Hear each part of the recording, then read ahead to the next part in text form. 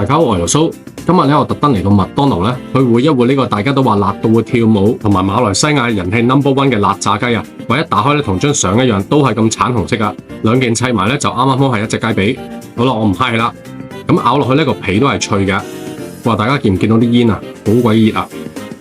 嗱，但係個味道嚟講咧，除咗個辣味之外咧，其他味咧我就唔係幾食到啦。咁個味道咧都算辣噶。咁我覺得佢係相等於淡仔嘅2小辣至到中辣嘅程度。咁我本人咧就覺得佢哋嘅蜜糖 barbecue 嗰個炸雞咧係好味好多噶。